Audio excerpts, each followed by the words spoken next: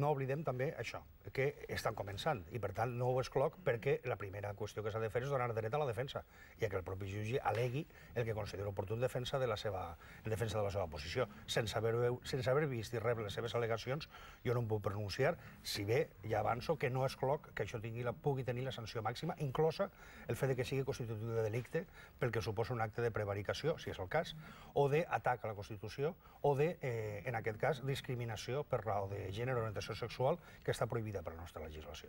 Jo li dic perquè, clar, el ciutadà, quan se'ns demana confiem en la justícia, tenim totes les garanties, aquest jutge de Múrcia fins i tot ha arribat a dir de la seva pròpia veu que a ell li és difícil oblidar-se, per exemple, de les seves conviccions religioses quan fa la seva feina. Tots som persones i tots som el que som, fins i tot quan fem la nostra feina, però, esclar, d'un jutge el ciutadà espera una miqueta més, segurament, no? El ciutadà té dret a exigir molt més, i això no és el jutge que preveu un sistema democràtic i constitucional. Un jutge, quan jutja, si el ciutadà li ha donat un poder tan exorbitant com és decidir sobre el patrimoni, sobre la vida, sobre un fet tan important com tenir o no tenir el propi fill en custòdia, o poder-se o no poder-se casar, quan els ciutadans li han donat aquest poder és perquè apliqui les lleis d'una manera imparcial i independent. I ahir les conviccions ideològiques, religioses, etc., s'han de deixar com el barrer, s'han de deixar a l'entrada. En el cas que un jutge així no ho entengui, és que s'ha equivocat de professió. Doncs porta uns quants anys. Sí, porta uns quants anys. Malauradament, en aquest cas, ara, ja dic, jo ara com ara, no coneixia cap mena de denúncia actual respecte a aquest jutge, sinó aquestes dues darreres. Que la primera, a més, no es va dirigir al Consell del Poder Judicial, sinó al Tribunal Superior de Múrcia, que és la que l'ha enviat al Consell del Poder Judicial. I què passa amb la mare? Li dic perquè, clar, la sentència està feta. Aquesta sentència es pot recórrer, depèn del que acabi passant amb aquest jutge, és una sentència que serà més recurrible que no pas ara, quan encara falta tot aquest procés que vostè esmentava de defensa? No, sempre es pot recórrer, i a més això és el que voldria incidir, que no ens oblidem que al darrere de totes aquestes coses, de la premsa, de les lleis, dels tecnicismes, n'hi ha persones, i n'hi ha persones que pateixen, perquè estem parlant de si és cert el que s'ha publicat a la premsa, i no tinc cap raó per pensar el contrari, d'una persona a la qual se li diu vostè ha de triar, que li ha dit el jutge, vostè ha de triar entre la seva parella i els seus fills. Això és inadmissible, perquè aquí estem parlant de nens que en el cas que la seva mare mori, què passa? Queden desemparats, queda desemparat, perquè no permet el jutge l'adopció, quan la llei la permet precisament, i l'admet d'una manera expressa. Llavors, no es pot jugar a la vida de les persones d'aquesta manera.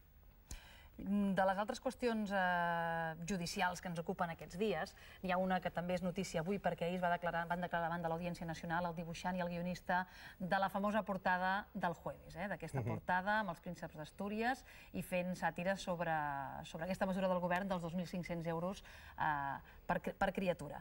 Senyor López Tena, la figura del segrest d'una revista, que aquests dies s'ha posat molt en qüestió i que els propis jutges de totes les associacions diverses s'han mostrat disposats a obrir un debat sobre si té sentit al segle XXI aquesta mesura. Vostè què n'opina?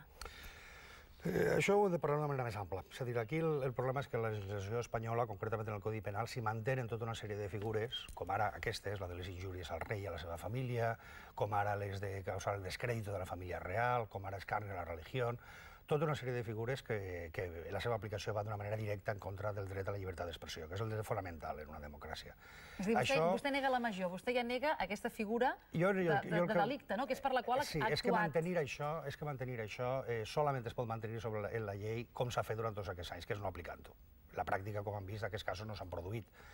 Ara bé, això està en la llei, el fiscal pot acusar i el jutge pot prendre aquesta mena de decisions. Aquí no estem parlant del mateix cas que abans. El que poso de manifest és que això, el que s'ha posat clarament, és que són unes mesures que no serveixen absolutament per res.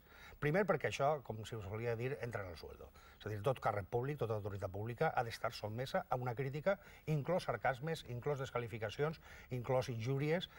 No cal més que entrar en internet, posi el nom de qualsevol dels que ara estan en un càrrec de responsabilitat, com ara el meu, i veurà ja tota una sèrie d'insults, acusacions, atacs, de vegades imputacions de delicte, tota una sèrie de... Alguns són bastant graciosos, en el meu cas, que em diuen pazuato, merluzo, coses d'aquesta mena.